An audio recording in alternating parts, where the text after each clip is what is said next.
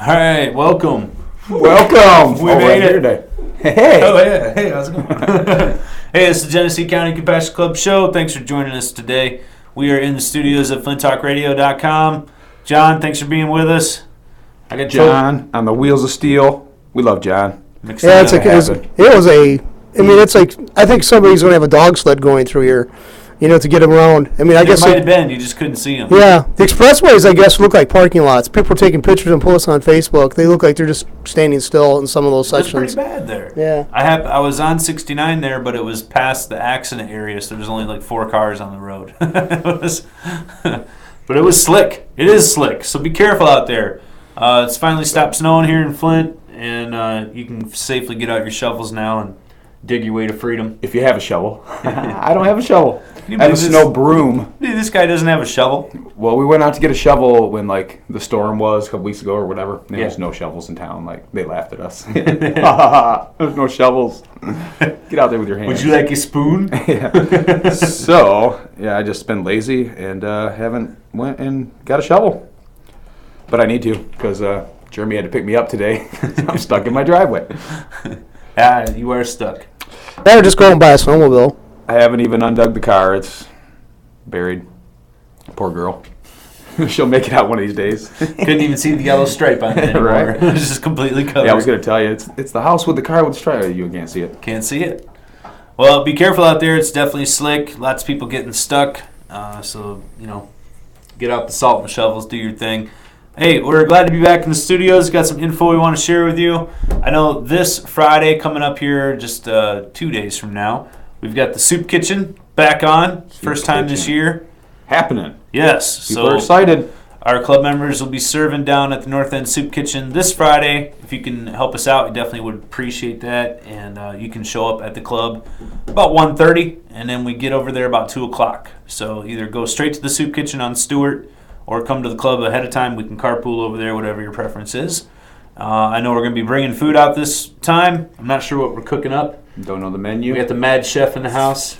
Oh, yeah. So I'm not sure what's on the menu there, but I know it'll be tasty. You guys can help us prepare it, eat it, serve it, all that good stuff. And then we're busting out of there usually by about 5 o'clock, 5:30. So spend your afternoon with us on Friday. Help us serve to the needy, and it's always a privilege and pleasure to help out at the Soup Kitchen. Glad to be a part of that, and hope to see you guys there. It's been cold. I bet you there's going to be a bunch of people there. Yeah. Looking for some hot soup. Hot soup. I'm totally enjoying this globe, Jeremy. Tell us about the globe. Well, I just got it yesterday. I think we're definitely going to be having them at the club. But this is the old piece, of course. You have to take the sleeve off and this and that. This is for the vaporizer pen. Yeah. And you take off the tip. It actually came also with the herb attachment, so you can switch that inside piece out and burn herb in it as well. Herb so or it's like concentrate. 2 for 1 now, yes. Very nice. That's what most people are looking for, so that's convenient. So the herb piece comes with the globe. Yes. Ah. Yep, and the inside piece just spins out. Very cool. It just comes off. Yeah, concentrates in there. I'm sure you could do bubble hash or BHO waxes. Put your globe on there. And you can see what's happening. Yeah, it's Oh yeah, I can see it. It's definitely working very well. I don't know if I'd say better than the other one, but I enjoy being able to see what's happening for sure. Because I have to take that sleeve off every time. There's still some in there. Yep. I'll clear it. We'll fix that. But yeah, the globe attachment was, I think we have them at the club for $32 out the door. And the whole pen unit's $102. So less than $140. Cool. I think we're going to be getting some more of those in. For sure. Very cool. Yeah, that's kind of nice because sometimes people are like, hey, I can't tell if I'm getting a hit. And now you can see. Yeah, and that sleeve I have to take off damn near every time and make sure it's down on the heating element. And this is right there. Yeah, so if you need any wax smoking device, come see us at the club. Very cool. It's nice. And what kind of wax we got here today? That's some Dead Dog OG, some Nug Run. I've been experimenting with the Nug Runs lately. Ah, so made from Nug. Made from Nug. Very nice. Yeah. Now you can actually see the crystals in this. That's actually something else I've been working on. I call it cold crushing. Everybody's looking for their diamonds nowadays. So diamonds. the less destruction of the THC. I see. It takes a little bit more time, gets oxidized a little bit more, you lose a little bit of color. It's got a real caramely kind of color to it. And it all seems to turn out about like that too. Not brown or nasty or green or anything. It's beautiful, but And like a golden caramel kind of an appearance. But then on the surface of it, rather than just looking like, fudge, it's got this crystal-y type of appearance. Very diamonds. nice. Diamonds are a dabber's best friend. There you go. Yeah, nice smell too. It's Dead Dog. Thank you. Yep. Dead Dog OG. Very nice. Dead Dog OG. All right. Well, it does not smell like a dead dog. Nor does it taste like a dead dog, as far as I know. Any Any of the dead dogs I've ever tasted. It smells like Chinese food. Yeah. Cool. Very nice. Yeah, have you heard about the potential e-cigarette ban in Genesee County? I heard that restaurants or whatever was starting to crack down on them, ask people not to smoke them, and they were but I don't know. They're actually like trying to put in some sort of law. Yeah, I guess the county commissioners are taking a look at that or considering it. One of the head commissioners up there, I guess, is a real anti-tobacco type of person, so he was after the e-cigarette market and looking to ban them in public places, like theaters and restaurants and stuff like that, bars potentially, whatnot. I guess, to me, I think, like, if you're just expelling water vapor, I mean, yeah, I can see it, but I don't smell it. It's not something I'm going to inhale. Yeah, I don't know if they're going to Who cares? get that. Right. I mean, that's kind of the whole problem was the secondhand smoke. People that didn't smoke didn't want to be around it. But of course, this is for tobacco use we're talking about. Yeah. But if that's interesting. not, if it's not going to cause any injury to anybody else, they really can't complain. It's no different than us breathing or burping or farting, really. What, they going to ban farting in a movie theater? It's a good thing you can't see farts. Yeah. They'll fix that if they want to, yeah. Coming to the movies, you have to take this shot of this liquid, and now we can see your burps and farts. Kick you out of here. Yeah, they'll take all our rights away if we let them. That's for sure. Yeah. But I did notice at Disney, that's funny, a lot of people just had the tobacco pens just as they're walking around. They wasn't waiting to hit a designated smoking area. There's a lot of designated smoking areas at Disney, but they were just walking around. Nobody seemed to bother them none. Mm-hmm. So they don't seem to care. Well, if Disney says it's okay, it must be. Right, yeah. Interesting. Well, hey, we do have a little bit of news we wanted to share with you, some medical marijuana information.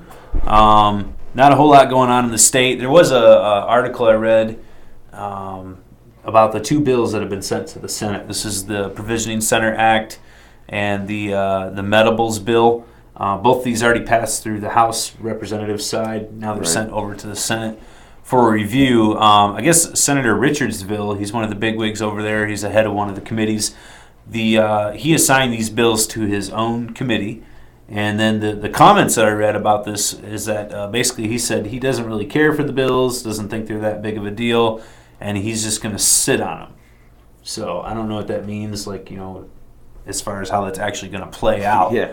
But it sounds like they're not moving as quickly as they were in the House, and it's kind of ironic. I mean, whether you like the bills or you don't, it's hearsay or whatever. It's your own opinion, but I guess what I'm trying to say is it's interesting that those bills are getting, from the public, they seem to be getting more push than the Senate Bill 660, which was the pharmaceutical marijuana. Of course, that went through quicker than snot and already passed through both the House and the Senate and was signed by the governor. We know there's money behind that. Right. So it's funny, how those things work. But, so these two bills here, basically, they're just kind of sitting in the Senate. Looking to maybe get more input, maybe do some revisions to them. One of the key things that Richardsville had made comments about were to the fact that he didn't like the dispensary part of the bill. And I guess to me, I'm thinking, well, the bill is Provisioning Center Act, right? And you don't like the part about the dispensaries in the bill. So definitely mixed reviews up there in the state government. And definitely need to have some more support, I guess, if you want to get those bills pushed through as they stand, or more input as to how we can better revise these. And I know there's different groups that are working on these. One of them is the Cannabis Stakeholders Group, and a few other groups as well that have been involved in trying to get these pushed through. But at any rate, that's where they sit at. So you guys are wondering about that, looking for an update on that. There it is. Now, we've had some major opponents in the Senate. One of them was, of course, Rick Jones from the Grand Ledge area. And then now we have this new face of opposition that's recently been coming through in the last 6 months or so, Senator Richardsville.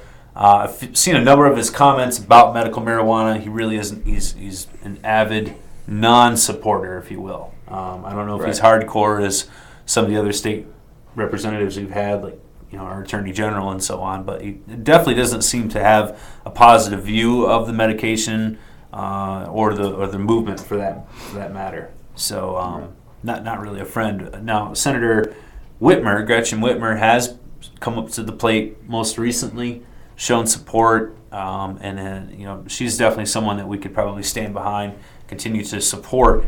But at any rate, I mean, I think that we've got to have more input if we want to pass more bills. I think that the community has to have more representation in general, and less of the special interest type of things. I mean, certainly like the prairie farms. Good grief. Yeah. Let's pass a hypothetical situation. Get her done. So yeah, when they put things on the back burner, hopefully they're looking for better information because of their lack of information to make, they don't want to have to do it again, but that's usually not the case. They're trying to squeeze in their own little... Yeah, I think that is more the case there, is they're looking to pop in their own little... What is that, a filibuster? Yeah, I guess. A nuttabuster? Nuts busted. Nuttabuster. All right, so that's about it for Michigan. Not a whole lot going on in the state other than snow and cold, but there's a lot of other things going on around the country. I'll share with you. Looks like here we've got some, of course, Colorado still going off the hook, and it says here there's a thing on tookawiththetown.com. You guys can check this out. 37 recreational marijuana shops that have been licensed so far. Obviously, these guys, like you've heard, opened up here January 1st, and by the 21st, 15 more shops had gotten the licenses, and the city of Denver officially had licensed 18 shops.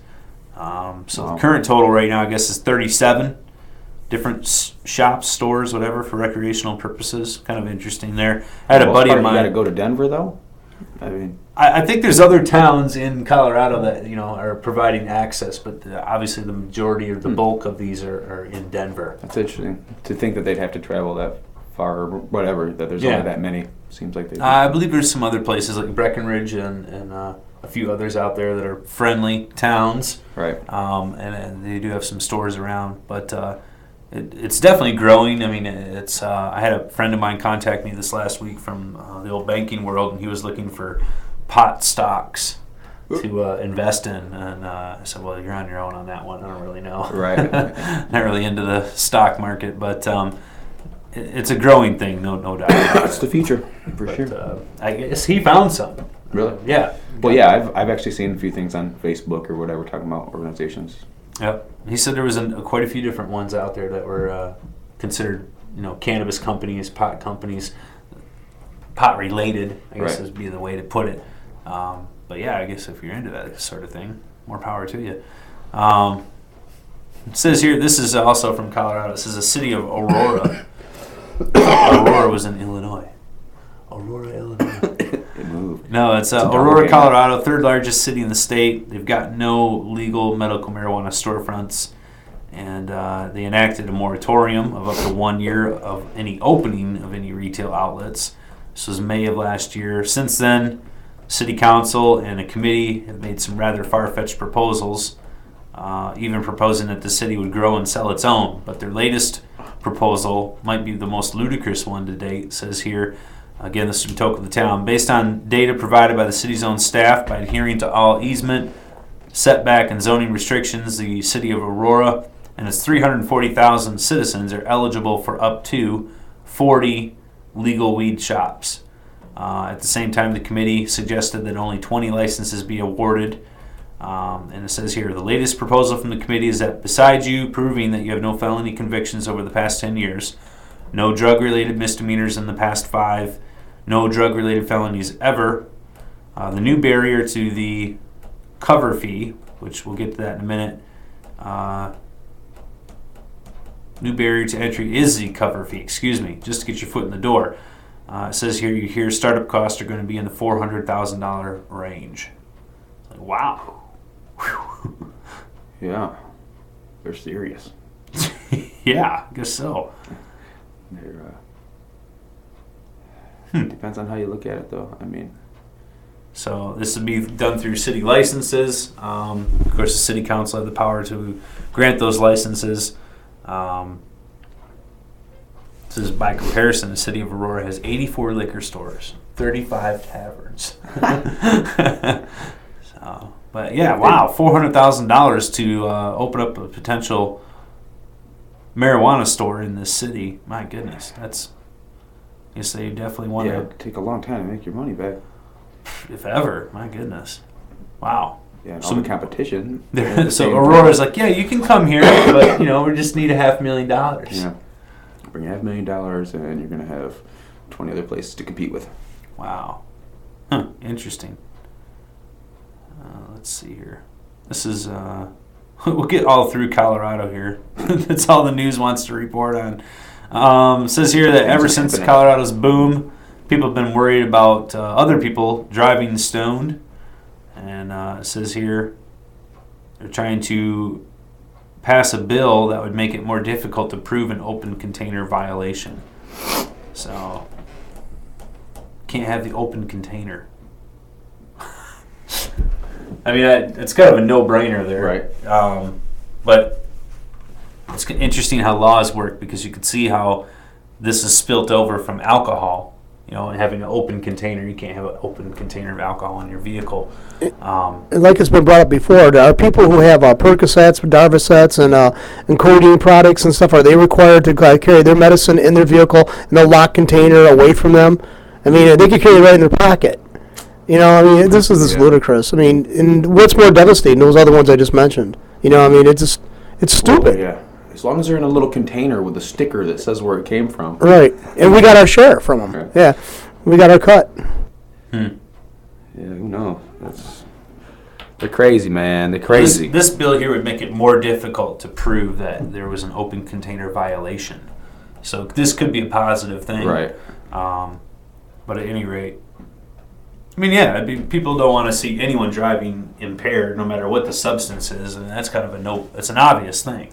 But I think when it comes down to it, and you get to the enactment or the enforcement of a law, and trying to make sure that you're going after people that are clearly abusing things, and then not wrongly prosecuting someone that isn't, it can get tricky for an officer, I think, who's maybe not as well versed in things, to be able to decipher whether that person was actually operating under the influence or not. You could say, well, yeah, if they smell it. Well, news, folks, if you've been using cannabis, you're probably going to smell like it, whether or not you were just using it right then in the car, even if you or don't, using it before you got it. If you're just a grower, but if you're just a provider, right, your clothes are going to smell. Yep, and then that's a concern. But I think that's why we should go back to a common sense type of approach there, and let them do roadside sobriety tests. I mean, if you want it in common sense from them, you got to take it away from the politicians. Then. Right. Because they're concerned about how much money they can get off of somebody for passing asinine laws. You're right, but I think again, when you're getting into law enforcement, just trying to do their job, they should be able to perform a roadside sobriety test to be able to tell if someone is impaired or not, whether it be from alcohol, marijuana, sleep deprivation, whatever it is. I mean, if they're on too many Percocets or whatever, I don't care what the substance is. If they shouldn't, if they're not able to drive correctly, and get them the hell out of there. You know what I mean? And trying to come up with some sort of system so that police have a standardized, mechanized way of testing somebody. I don't think that's always the answer. I think that's where the stupidity comes in. You got these special interest groups coming in saying, well, we can provide on-side, testing right there as the officers can use to decipher. Officers can tell whether or not somebody should be driving. Mm-hmm. And I think that we don't need another machine or another government contract out there. What we need is police just to be able to do their job, and then the prosecutors be able to do their job behind it. Yeah. So I was walking the line fine. Either you were or you weren't. Yeah. If you can walk the line, you should be able to drive. Say your ABCs backwards. Right. Come on now. Z-A. I can't do that sober even, so, so how do you say the alphabet backwards? I mean, 'cause you might as well throw me in jail right now because I'm stone sober right now and I couldn't do that. There's a handful of people in the world that can do that, Jack. Trick. They don't teach you that in school on purpose. I was just going to say, maybe we should start practicing that in school. Yeah. Well, then they take it out of the sobriety test. Yeah, they take it too far. Create a nice snappy little tune. Yeah, right. Do you know in Ohio, like DUI offenders have a different colored license plate? Really? Yeah, I think that's really weird. It's got to suck. Yeah, like, but that's like good for the people, bad for the cops. You know what I mean? Of course, I'd like to know if the guy has a drinking problem. That's cool, whatever. But the cops just dig into him all the time. Like, sure. Of course, they probably can't go anywhere without being followed and harassed. So, Like a 20-year-old guy with a Camaro, I mean, or other fast car. You know who the cops are going to be focusing on, to rack up those points. well, if they had their way, yeah. Yeah. Every medical marijuana patient would have it on their license plate, so they would know, and all the information. That's how they You would get a like green it. plate. Right. They'd love it if that's the case. Well, they proposed that for gun owners too. They wanted a special license for people, especially can carry concealed pistol license, and people they want to have a special license on their cars for that. Really? Yeah, they've had that proposed before. Yeah, it's like the scarlet letter, basically. That's what it basically. You put a patch on your arm. Yeah, now you can go outside. Yep. That seems crazy, but hey, that's why we have to keep track of our politicians. 'Cause they're sitting up there, they're wondering, what law am I gonna come up with today? Sally, bring me a pen. And then Screw some people. they'll exempt themselves from the very said laws that they force on everybody else. No. Yeah. It's a dirty little secret, Jeremy. Yeah. They don't follow the law. I have the law. I made this law. You mean I can't break it? All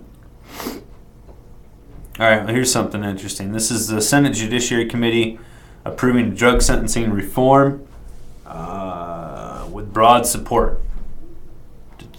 President Obama and his administration have been more vocal on these issues. Blah, blah, blah, blah, blah. Both the President and Attorney General have earned a few friends, a little trust in the community. Both wings of the executive branch have vowed to address the undeniable fact that when it comes to victimless, drug-related crimes, our criminal justice system is broken. It says here, this past Thursday, U.S. Senate Judiciary Committee took a historic step to begin the long overdue reform process. In a 13-5 vote, the committee passed the Smarter Sentencing Act, a bipartisan bill sponsored by Dick Durbin from Illinois and Mike Lee from Utah. And it says here they're looking to basically reform some of these federal drug related sentencing guidelines. So That's good. That's good. yeah, it says if passed into law, the Smarter Sentencing Act would automatically cut mandatory minimum sentences in half on all drug offenses. In addition, the new law would require all federal law enforcement agencies to compile and make publicly available all federal laws and regulations that carry criminal penalties. The authors of the bill hope that by making this information more readily available, fewer people will willingly or unknowingly break a federal drug law and end up behind bars. It says would also add sexual abuse, domestic violence, and terrorism to the list of offenses that will carry mandatory minimum sentences. Holy cow! Are you kidding me? So that means right now, before this committee gets together, there's minimum sentences for drug-related crimes, Right. which obviously those need to be reformed. But there wasn't minimum sentences for people who were terrorists. What the hell? Or sexual abusers or domestic violence, for that matter. I mean, how backwards is that? I don't know. There's currently 8,800 federal prisoners currently locked up over crack cocaine charges. The act would allow them to get another day in court. So, interesting. I was listening to this information also on NPR, and one of the concerns was, in them passing this or potentially passing this, obviously this is for future sentencing and so forth, but how to go back and grant clemency to people that are already incarcerated. So it would be good if they could possibly go back and correct some of the sentences that have already been doled out. And I think from a cost-effective standpoint, it should definitely be done. But, again, these are for people that have committed drug crimes, drug-related crimes, that did not have any other types of offenses associated to them, that didn't have any type of violence, or no one was hurt. They're victimless crimes that we're talking about here. And so, I mean, I think that's something we should address. I mean, obviously with the recent news about the actor, Philip Seymour Hoffman, and they're talking about the manhunt that's going on for the heroin dealer that sold him his smack. Yeah, the Ace OD'd on him. I mean, well, on one hand, I mean, I can see where that kind of makes sense. You want to go after the guy that gave him a substance that he killed himself with. However, it doesn't really make sense because there's a million substances out there that you can kill yourself with, and it's up to the consumer, user, whatever you want to call them. Yeah, once it's in your hands, you're liable. Yeah, exactly. I mean, so if you can't go back and sue GM because you crashed your car. Of course not. Of course not. And I think that this is the same thing here. So while it's easy to be enraged, especially in like the actor's case where there's somebody that some people cared about, you know what I mean? But ultimately it was his responsibility, He had 50 bags of heroin in his room. I mean, he was obviously going on a bender, Right. He was looking to do some damage. So what I don't understand though? They already got 4 arrests connected to that case. Any other street level user, they die in the streets all the time. They die in their houses, whatever. True. How many arrests are connected to that? Those. Why is this one individual? Because he's got noteworthiness or something? Well, he had 2 kids or whatever. So a lot of the other junkies. Why aren't they so vigorous going after the people that might be responsible for their deaths? See, yet these Hollywood elites are always talking about the discrepancy. Yet they don't point that out that they get benefit from that themselves at every turn.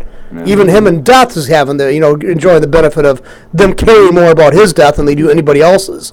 Well, I don't know how much he's enjoying it, but but I mean his family. No, I mean, you're right, John. I mean it's unfair that they put the type of emphasis that they do on these high-profile cases when you're like you said, every day the same scenario is played out constantly by people of lesser social value, if you will, and it just seems like there's no balance to it. Well, you see the post. I don't know if you saw the post on Facebook about it was from the Flint Police Department, but they claim that they might be having a new kind of a hybrid mix going on here with fentanyl and heroin. Yeah, and that's responsible for like 4 or 5 people's deaths already. Sure. And they think it's a mixture. The toxicology report hasn't come back yet, but they're thinking the way the deaths occurred and the symptoms and stuff of the person they displayed shows there's a combination going on. Yeah. Well, I mean, that's the thing is it doesn't make it any easier for law enforcement to do their job and you have people ODing on substances and so forth.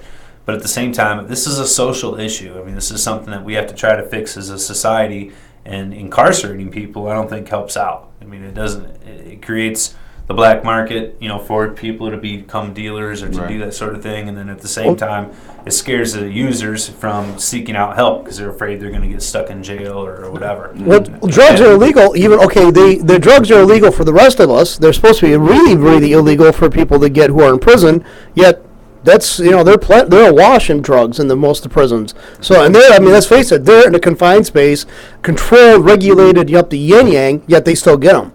So how can you prevent a society at a greater, at a more larger society, how can you keep people safe from that then? If it's not safe from the prisons from drugs. Good question. I don't know. It's not going to happen. People are going to be people. Well, this Smarter Sentencing Act, it does have support from one of our senators, Carl Levin, and a number of other senators from around the country. This is definitely something that makes sense. I think it's a step in the right direction. So if you have the time, contact your senator and let them know your opinions. Okay, tell them to jump on board. Yep. All right. Let's see here. What else we got? News. Beep, beep, beep, beep, beep, beep, beep, All right. beep, beep, beep. Massachusetts. Uh-oh. Yeah. Massachusetts, they have approved their first 20 medical marijuana dispensary licenses. There you go. Bada boom, bada bing. They had passed their law, it looks like in November of 2012. And they were the 18th state to legalize marijuana for medicinal purposes. We're almost at half people. Yeah. Here. And the Department of Public Health in Massachusetts sparked the process. I like that, sparked the process this past Friday by granting the first 20 official licenses for prospective storefront medical marijuana dispensaries. State law allows government to issue up to 35 such licenses, and looks like the number has been capped at 20, with an additional 8 licenses stalled while they're seeking a more suitable location. So, That's cool. That's a good start, though. interesting. Says one of the people here from the state, her name's Karen Van Unen. She's the director of the state's medical marijuana program. She estimates that up to 130,000 patients will enjoy safe access in the first 2 years alone. So they definitely need to have some distribution centers for that. Big demand there in the state of Massachusetts. I don't know, what is the population of Massachusetts? I'd say probably about 5 million. Okay. Yeah. So that's a pretty good percentage-wise of the population there. $50,000 annual registration fee. Wow. Yeah. Those approved. And a $1,500 architectural review. So what's that? They have to pay for somebody to come in and inspect the their premise. building. Yep. And a $500 fee per employee working at the dispensary. Wow. And they have to pay because they're using their cards, probably, for... I guess so. I slightly misjudged it. It was 6.6 million. Okay. Yeah. So not that much less than Michigan, actually. $1 million off, $1.5 million or so. Right. Yeah. I guess I would assume, I foolishly assumed Massachusetts wouldn't have as many because it's small, but a lot of people are packed into a small area there. Wow, yeah, $50,000 annual registration fee for these shops, along with the architectural review and a $500 fee for employee working at the dispensary. So that's worse than the other place. What was we talking about earlier? Colorado. That town that's in Colorado. actually worse than that, really. There's just 400,000 though. Right, but after 10 years, you're going to have $500,000 in it. True. Plus all that other stuff. Wow. Yeah, so like 8 years, probably top off at $500,000. Man, oh man. That's a crazy high It's fee. going to cost $1 million every... I wonder what it costs to have a liquor license in that state. Yeah. Probably not that much. Well, in this area, when back when the shops were booming, that was like gold. If you had a liquor license, I've known people to retire. They had a store and then it got more populated. I've known people to actually sell their liquor license where they think about retiring, and they transfer it. Basically, they work on a transfer. Right. But how much did it cost to get the license? Initially, they started out maybe a couple thousand from the state, but they actually could be able, because of demand. I think the people who held them were able to walk away with the money to retire. $200,000 something like that in some instances. I know a friend of mine he got his restaurant back, and they had a liquor license with that. To get that liquor license, a different class than packaged liquor. There's different classifications. Right. And he paid $45,000. This is like in 1982 to get his back. Right, because the guy a certain number of them out there. Right. That's the thing. You can't just go get a new one or whatever. Yeah, you got to find somebody who sells them. Then you got to coordinate that with the state to make sure their regulations are. It's a cluster. I mean, there's a cluster of problems with that. I clean that quite a bit, but we usually call it. But it's like we had the right here in the neighborhood on Franklin. There was like 3 of them. People, they had one really heavily vied for, and finally, the guy sold it, and he walked away and retired from the money that he got from selling his liquor license. Hell yeah. So, well, interesting. Good investment. I don't know, just good comparison there. It doesn't seem right. That's all I'm saying. $50,000 a year for these stores, and this is medicinal marijuana. This isn't recreational. Does Rite Aid have to pay that much to be able to sell pills? Pharmacy license. I don't know. Pharmaceutical license. I'm sure it's something, but it ain't no $50,000 a year. Huh. All right. This is a study here, 17-year study finding that cannabis lowers suicide rates. Duh. Yeah. From the University of Colorado, scouring suicide state levels over a 17-year period, proven that legalizing marijuana may be saving more lives than we think. Bitch, the murder rate goes up when it's not available. People just can't take stress. Based off of Reefer Madness with the the girl jumping out the window? It says here, in states where weed had been legalized on some level, suicide rates are 10.8% lower for men in their 20s, 9.4% lower for men in their 30s, compared to the same stats in states where it was still a crime. So, I mean, this is a no-brainer. I mean, we've talked before about PTSD victims or sufferers, however you want to refer to it, using this and how much it helps them. Certainly. So 1 out of 10 people now are like, it ain't so bad. I'll go to sleep and get up again tomorrow. See what happens. Hey, there you go. So, hey, that's good. Keep on keeping on. There we go. All right. All right, and you guys probably heard about the president coming out and saying marijuana is not as, or I guess equal to, however you want to put Not it. as detrimental as alcohol. Right. So, this is the rebuttal from that. The head of the DEA, he's upset. Hey, Mr. Man. She's upset. I'm sorry. It's Oh. Michelle Leonhardt. She's not happy about this. So she says that's not true. No, he's gonna do something. He's gonna do something that way. He'll be known as like the pot president instead of like Obamacare suck it president. You know what I mean? Yeah. There was a question that was posed to her from another representative, and he said, "Well, is crack cocaine worse than marijuana?" And Yes. I mean, yeah. But her response was, "I believe all illegal drugs are bad." See, nothing's gonna change. So people like her are not where she's at. She needs to go away and That's like find the- somebody with an open mind. Hey, what The is South that? Park teacher response. I believe all illegal drugs are bad. Okay. Yeah, that's that's the most uneducated thing I've ever heard.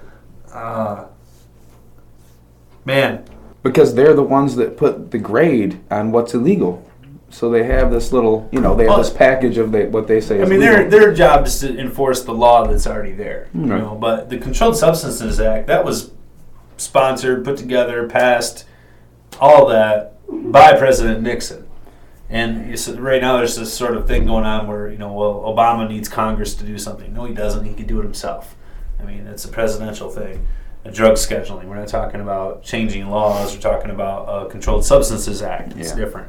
So they could switch that up if they wanted to. But obviously the DEA, we know that cannabis is a cash cow for the DEA, and it's not something that they want to let go. I think there was a report that came out last year, and it was showing that I think over 80% of all funds involved in the DEA's budget were marijuana related. Wow. Either, in capture, seizure, forfeiture, asset, all those things.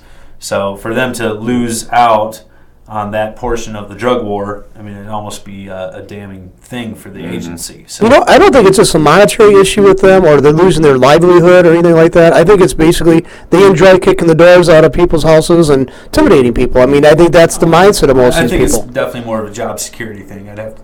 But yeah, the thing is, it's a fun job. I mean, you can intimidate people. People are forced to respect you. I mean, that's the type of people that seem to go into law enforcement. There's people who can't get respect in their normal life. So, they get a badge. So. I mean, there's certainly an argument for that, but I think a lot of it has to do when you've got the majority of your resources in an entire agency. And the DEA is no small agency; it's huge. Right. And when the majority of those are concentrated on one type of substance, and you've got a nation that's basically saying, "Look, this shouldn't be illegal anymore. We shouldn't be putting people in jail for this." I mean, that agency's livelihood is revolving around these arrests on that particular substance. So, But it just goes to show you the short-sightedness and the egoism of these people, the egotisticalness of these people. They're so concerned about themselves, they're not looking at what their job is doing to affect the rest of the nation overall. And I mean, we're not saying legalize all drugs, but legalize weed, and then you could go translate. You could take that money and shift it to more of the hardcore drugs, so you don't have people like dying overdose of heroin, possibly. I don't necessarily can ever eliminate it myself, but They try to only hire gung-ho believers in the system. Right. That's how they keep that. I think there is a profile that they draw from. I mean, I really do. I mean, a psychological profile type. I mean, if we took all the money that was put into the DEA and we changed it into metamorphosized it into a whole other agency that dealt with drugs as a public health issue instead of a law enforcement one, I think we'd have a lot better results. I think that's really what we should do. It shouldn't just be based around a particular type of substance. It should be based around the philosophy of what are we doing here as a society. And there's certainly a lot of resources going into the DEA. If we could transform those, maybe retain those positions for these people in the agency, but give them a new directive, I think that would have a more positive impact on the drug war, per se. But I don't think they'd want to stay with it if it was like transformed like you're talking about, because I think their personality is they like the intimidation factor. They like being a threat. They like to be seen as a scary individual. And they get off on it, simply as I can say. I don't think they'd want to stay on board if the paradigm shifted, so to speak. Well, they know it would be better to reform them and get them on the right path, but then they have more people in society to worry about, jobs and all this. So it's easier for them just to bye-bye. You don't understand our system, guy. Yeah. You go over here now. You go to jail. Yeah. You're never going to learn any better. You go sit in the corner and wait for the rest of society to fuck up. Certainly policies are changing. Someday down the line, I think they're going to have to do something. You know what I mean? With rescheduling or the DEA or whatnot. At any rate, moving on here. Let's see. We got some more info. Arkansas. Looks like they're rejecting their marijuana proposal. What? It's the Attorney General. He doesn't like it. He says that it's confusing.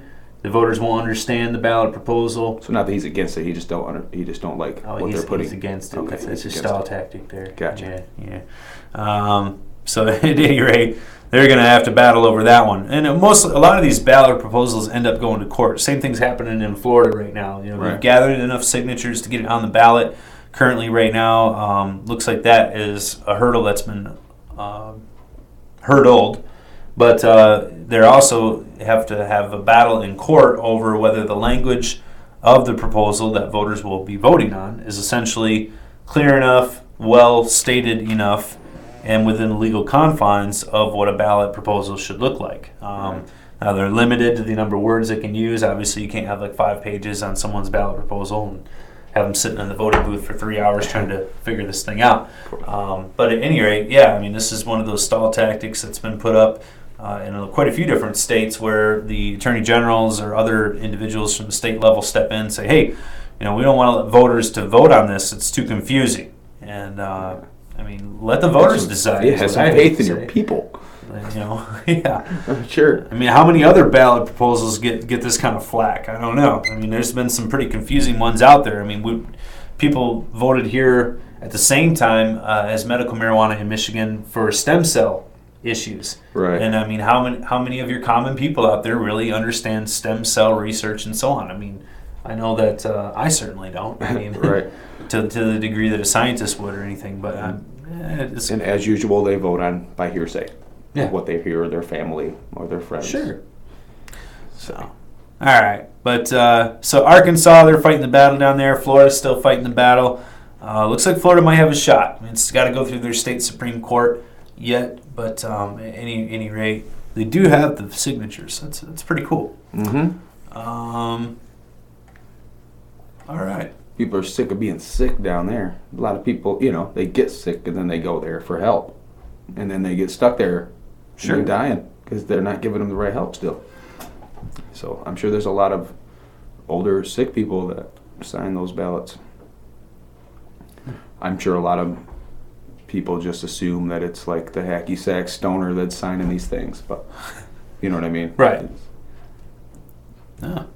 All right, one more issue to cover here. This is in Pennsylvania. A pair of senators, they've introduced legislation, that would legalize the cultivation of state-regulated CBD plants and production of CBD oils and tinctures, but the rest of the cannabis plant would remain illegal. This is Senate Bill 1182, and it legalizes a specific strain of cannabis bred in Colorado by one specific medical cannabis shop that has been made famous through several high-profile specials, and the law makers saying the bill is aimed to help children suffering from severe seizure disorders. The strain is known as Charlotte's Web, and it's a high CBD strain bred by just a couple of Colorado dispensary owners. I think this is a testament to the amount of misinformation that our government officials have. Holy cow. The CBD parts that are produced by the strain, by the cannabis itself, would be legal. Of course, the rest of the plant would remain illegal. So I like babies, except for all that propane and that burping stuff up they do, man. So I mean, I don't mind. Just give me the baby, don't give me the rest of that stuff. I mean, this is just ridiculous. I mean, if they only had some type of degree of understanding of what they're talking about, they're making it so complicated. Yeah. Well, for instance, how are you're telling me that they're separating out the CBD only from the the cannabis material, from the medicine? Why are they so? Of course they're not. And the other thing is there's obviously other strains out there that are CBD rich in comparison to an average cannabis strain. But again, they don't produce CBD only. Why are they so scared? The question that's got to be asked is, why are they so scared of this plant that's been shown time and time again to be as less harmful as other drugs that along with pharmaceutical companies have churned out? But no, we got to regulate this so much because it's uncontrollable. It's like uncontrollable. I mean, this is insane. I mean, it's fear. This is just ridiculous. You've got basically, a couple of legislators watching TV going, "Oh, that looks like a good idea. We should do that," and then writing up a bill. It's just ridiculous. Yeah. So hopefully they'll rethink this. I mean, it's good to have the medical marijuana talk. It's good to have the conversation there in the legislature out in Pennsylvania, but they need to get a little bit more educated before they go start passing laws. That's just that never stopped them before, though, Jeremy. I know. So hopefully the people in Pennsylvania will get on the horn there and start informing their representatives, getting them educated and letting them know a little bit more. But at any rate, it's interesting the impact that the media can have. Who knows? All right, see if there's anything else out here. Got a little headline. Alaska might be the third state to legalize marijuana. You can check that out. There's a study that came out explains why marijuana isn't bad for asthma. Actually, we've been told that it's good for asthma. This is in the British Journal of Pharmacology, blah, blah, blah. It says using samples of lung tissue, researchers found THC could block muscle contractions caused by a signaling molecule called acetylcholine. Exactly. Yeah. That's the one that's responsible for maintaining muscle tone of the airways, and is also responsible for contractions and asthma attacks. So that's why it works.